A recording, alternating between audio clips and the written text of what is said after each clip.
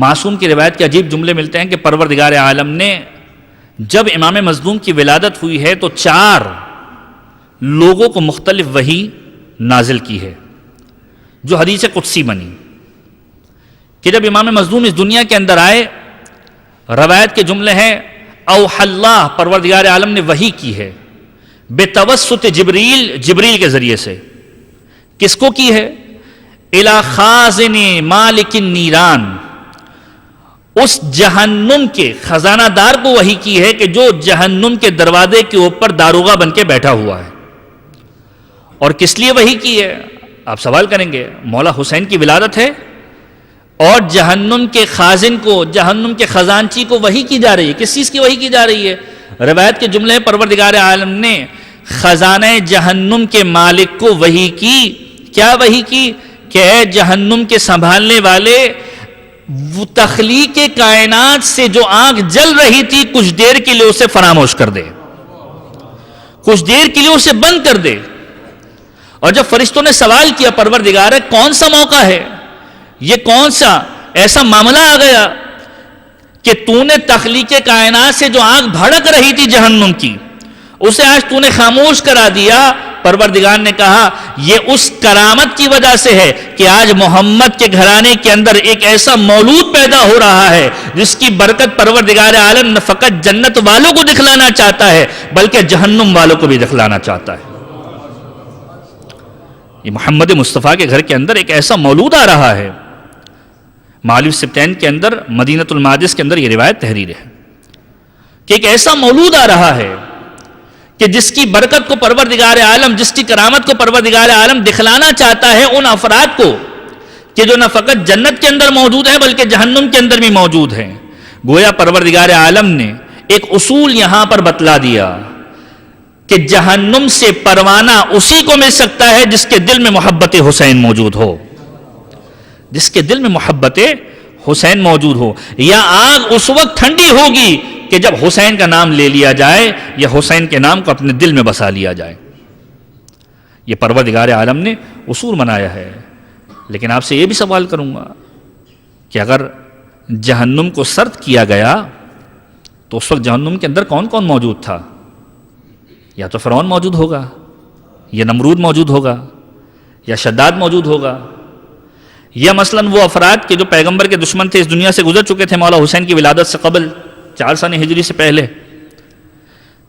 بتلانا یہ مقصد ہے کہ وہ افراد کے جو دشمن پیغمبر بھی تھے، جو پیغمبر سے پہلے پروردگار کی معصیت کرنے والے تھے، پیغمبر سے دشمنی نہیں رکھتے تھے، پروردگار عالم نے ان تمام افراد کے لیے بھی جہنم کی آگ کو سرد کر دیا۔ کس کی محبت کے اندر؟ حسین کی محبت کے اندر۔ تو پروردگار بتلانا چاہتا ہے محبت حسین کی اہمیت کیا ہے۔ اور اس کے بعد روایت آگے بڑھتی ہے کہ پہلی وحی جو پروردگار عالم نے امام حسین کی ولادت کے وقت کی ہے وہ جہنم کے خزانہ دار کو کی ہے۔ دوسری وحی کس کو کی ہے؟ روایت کے جملے ہیں دوسری وحی پروردگار عالم نے جنت کے خازن کو کی ہے، رضوان بہشت کو کی ہے۔ اور کیا وحی کی ہے؟ وحی یہ کی ہے کہ زین الجنتا، اے رضوان جنت، جنت کو زینت دے دو، جنت کو ڈیکوریٹ کر دو۔ رضوان جنت نے سوال کیا پروردگارہ تیری جنت آلریڈی ڈیکوریٹڈ ہے، تیری جنت آلریڈی سجائی ہوئی ہے۔ پروردگار نے کہا جنت کی خوبصورتی اپنے مقام پر، لیکن یاد رکھو اب جنت کی اصل خوبصورتی پیدا ہو گئی ہے۔ پروردگار چاہتا ہے کہ حسین کے ذریعے سے جنت کو زینت دے دو، حسین کے ذریعے سے جنت کو زینت دے دو۔ اسی لیے کہا گیا سید شباب اہل الجنہ، جنت کے جوانوں کا اگر کوئی سردار ہوگا تو یہ حسن و حسین ہوں گے۔ پروردگار یہ بتلانا چاہتا ہے جنت کی اپنی زینت ضرور ہے، پروردگار عالم نے جنت کو ڈیکوریشن کے ساتھ بنایا تھا، لیکن اگر جنت کو کسی ہستی کے ذریعے سے زینت ملی ہے تو وہ کوئی اور نہیں ہے، حسین ابن علی ہے۔ اور اس کے بعد روایت کا عجیب جملہ ملتا ہے کہ یاد رکھو وحی کی پروردگار عالم نے الی حور العین، جنت کی حوروں کی طرف۔ میں سوال کروں گا جنت کی حوروں کو کیا تعلق مولا حسین کی ولادت کے ساتھ؟ پروردگار عالم نے وحی کی ہے کہ جس رات مولا حسین کی ولادت ہوئی ہے جنت کی حوروں کو وحی کی ہے۔ کیا وحی کی ہے؟ تزینوا وتزاوروا، اپنے آپ کو سجا دو اور اپنے آپ کو سجا کر زیارت کے لیے جاؤ اس مولود کی کہ جو فاطمہ کے گھر میں آیا ہے.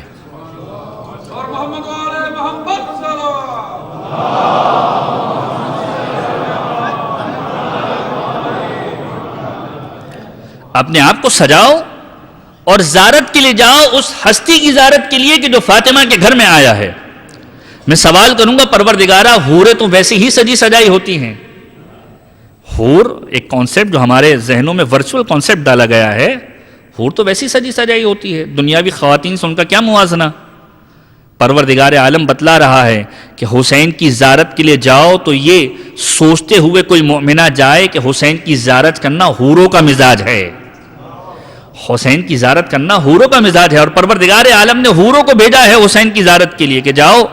اب زمین پر وہ آ گیا کہ جس کی وجہ سے جنت کو خلق کیا گیا ہے.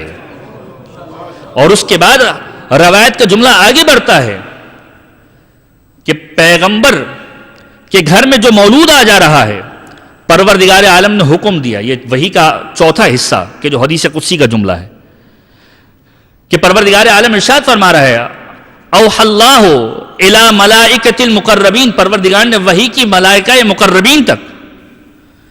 کیا وحی کی؟ قوموا صفوفا، کھڑے ہو جاؤ اور سب بندی کر لو. کھڑے ہو جاؤ اور سب بندی کر لو. وتحننوا، مبارکباد پیش کرو. کس کو؟ پیغمبر کو. خدا کی بارگاہ میں آؤ کس طریقے سے؟ بالتمجید والتحمید والتسبیح. خدا کی بارگاہ سے جب نکلو تو ہم کرتے ہوئے جاؤ، مجد کے عالم، خوشی کے عالم میں جاؤ، تسبیح کرتے ہوئے جاؤ. پروردگارہ یہ ملائکہ تو تیری تسبیح کرتے ہیں، تیری حمد کرتے ہیں، پھر یہ آج دوبارہ تسبیح کا سوال کیوں کیا جا رہا ہے؟ کیوں حمد کا سوال کیا جا رہا ہے؟ کیوں مسجد میں آنے کا سوال کیا جا رہا ہے؟ پروردگار بتلانا چاہتا ہے عبادت یقیناً میری ہے، لیکن دل میں پہلے حسین موجود نہ تھا. پروردگار چاہتا ہے کہ اب عبادت پروردگار کی ہو لیکن دل میں محبت حسین موجود ہو.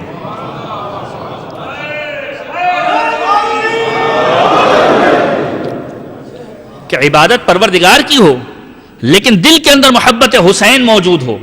اور اس کے بعد ملائکہ کو حکم دیا کہ جاؤ پیغمبر کی بارگاہ میں جاؤ، اپنی صفوں کو قائم کر لو. صفیں کب باندھی جاتی ہے؟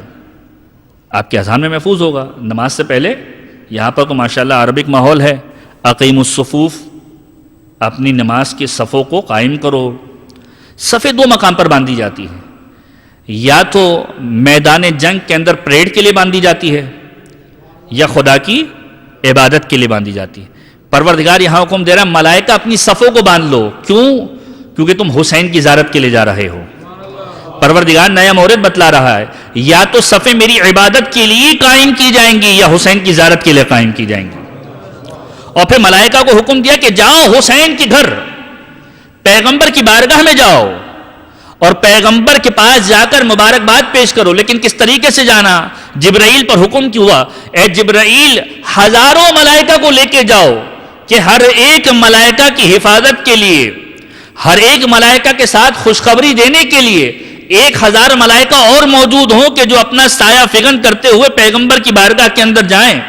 اور جب پیغمبر کی بارگاہ میں پہنچ جاؤ تو پیغمبر کو خوشخبری دو کہ پروردگار عالم نے بہترین خلقت کو تمہارے گھر کے اندر اتارا ہے. اور روایت کے جملے ہیں کہ 7 دنوں تک جبرائیل ملائکہ کا قافلہ لے کر پیغمبر کی خدمت میں آتے جاتے تھے، پیغمبر کو مبارکباد دیے جاتے تھے.